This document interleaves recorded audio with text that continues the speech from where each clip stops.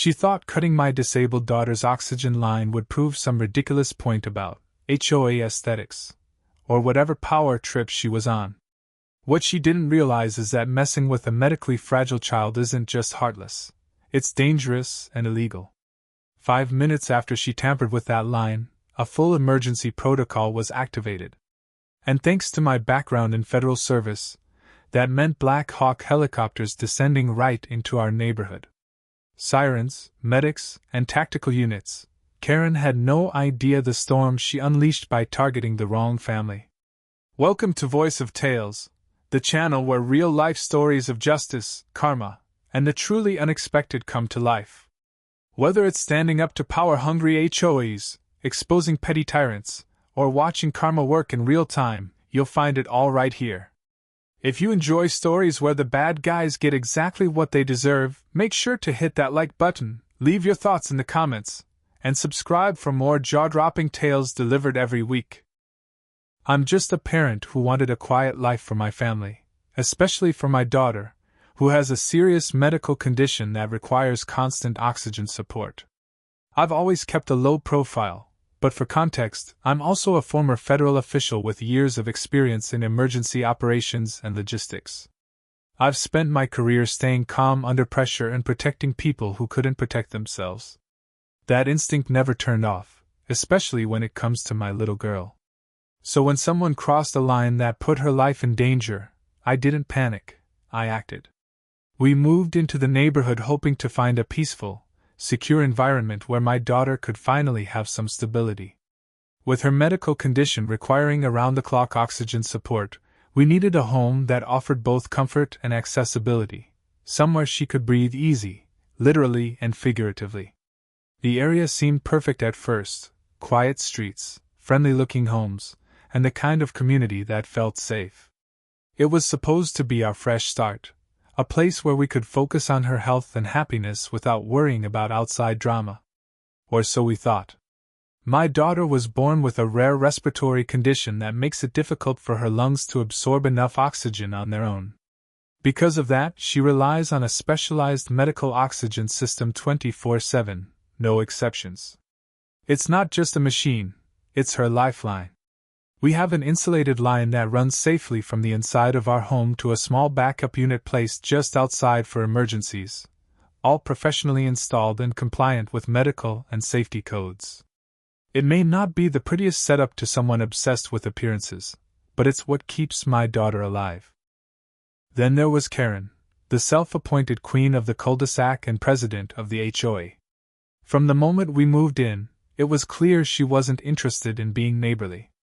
She was obsessed with the so-called aesthetic standards of the neighborhood: perfectly trimmed hedges, trash bins hidden out of sight, and not a single hose or wire in view. She acted less like a community leader and more like a tyrant with a clipboard, enforcing rules with zero empathy or flexibility. It didn't matter that my daughter's oxygen setup was life-saving. If it didn't match her vision of suburban perfection, it had to go. Karen had a long history of harassing anyone who didn't fit into her narrow, picture-perfect vision of the neighborhood. If your grass was half an inch too long, expect a violation notice. Parked the wrong car in the driveway? She'd report it before you turned off the engine. She especially targeted newcomers, families with special needs, or anyone she couldn't intimidate with her so-called authority. I later learned from neighbors that she once tried to fine an elderly couple for using a wheelchair ramp because it ruined the visual symmetry of their porch. Her version of the HOA wasn't about community, it was about control. It didn't take long before Karen zeroed in on my daughter's oxygen setup. One afternoon, she marched up to our door, clipboard in hand, and complained that the medical equipment outside was ruining the look of the neighborhood. She pointed at the small, weather-protected backup unit and the insulated line, acting like it was some kind of eyesore that violated her sacred HOA guidelines. I calmly explained that it was life-sustaining equipment, installed legally and with full compliance, but she didn't care. To her, appearances mattered more than people, and certainly more than a child's health. Over the next few days, Karen began leaving official-looking warnings taped to our door, each one citing supposed violations for having unsightly equipment, visible from the street.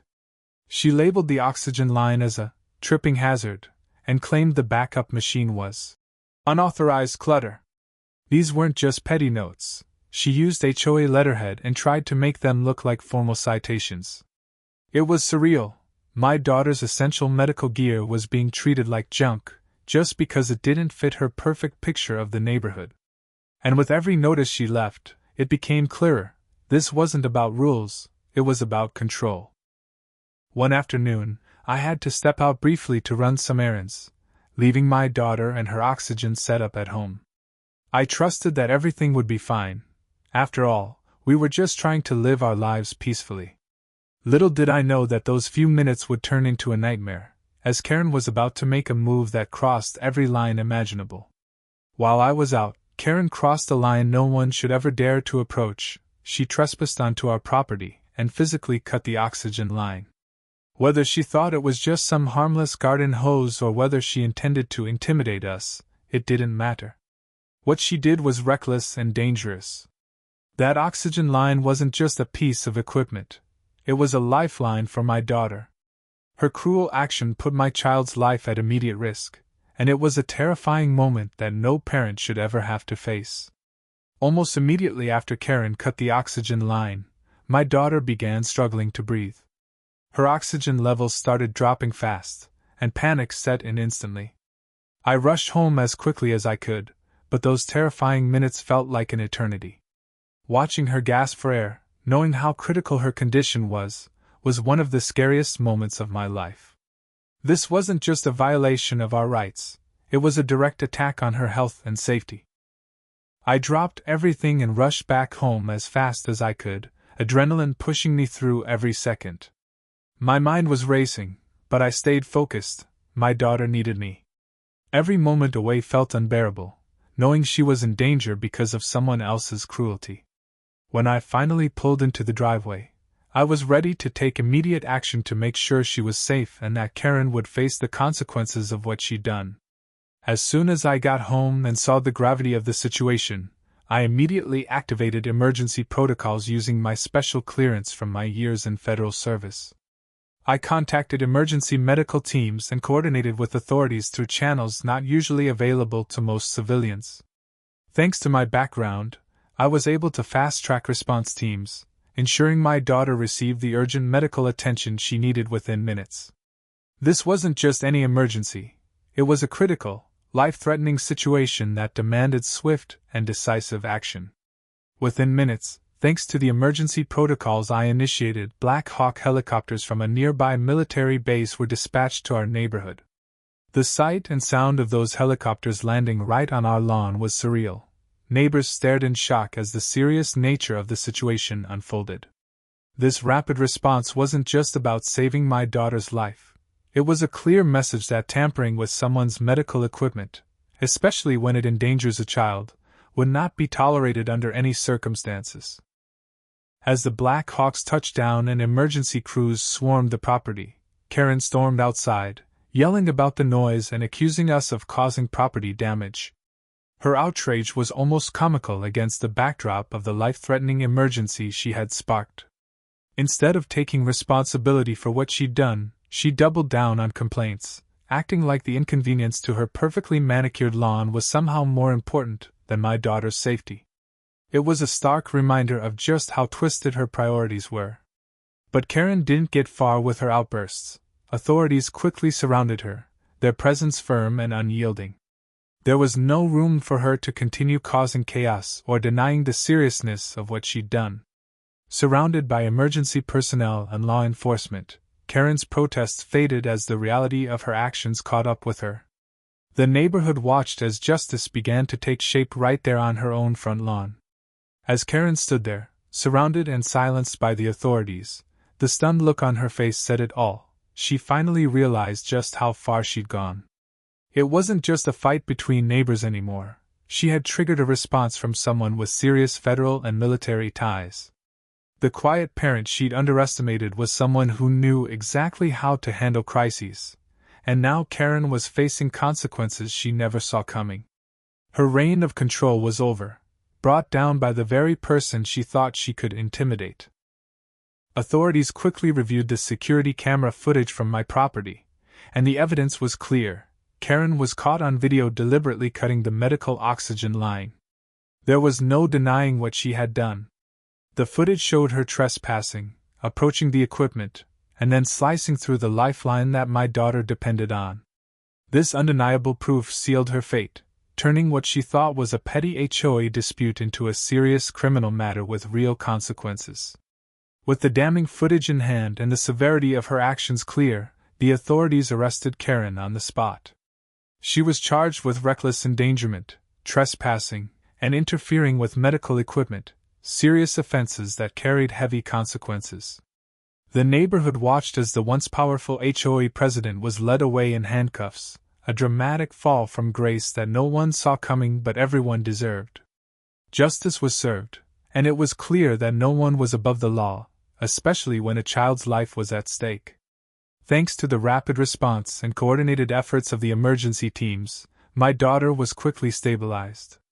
The medical professionals worked tirelessly to ensure her oxygen levels returned to safe levels, and she was soon out of immediate danger. That swift action made all the difference, turning what could have been a tragic situation into a story of survival and justice. It was a relief beyond words to see her breathing steadily again, safe and cared for. As the dust settled, neighbors began to gather, their faces filled with shock and horror at what Karen had done. Many whispered about how they'd long suspected her of being too controlling, but no one imagined she'd go this far, endangering a child's life. The community's support was overwhelming, with people expressing sympathy for my daughter and outrage at Karen's reckless behavior. It was clear that this moment would change how everyone saw her, and how they stood together against such cruelty. In the wake of the incident, the HOA quickly distanced itself from Karen, making it clear they did not condone her actions.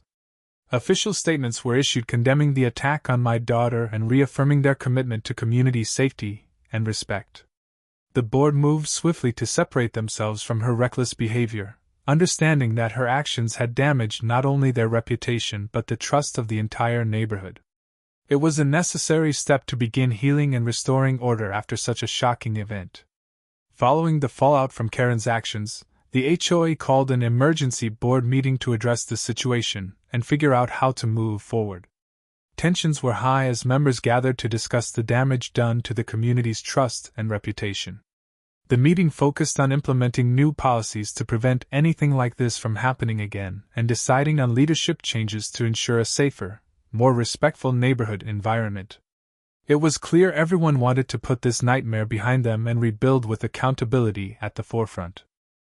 Karen now faces serious charges, potentially even at the federal level, given the gravity of her actions.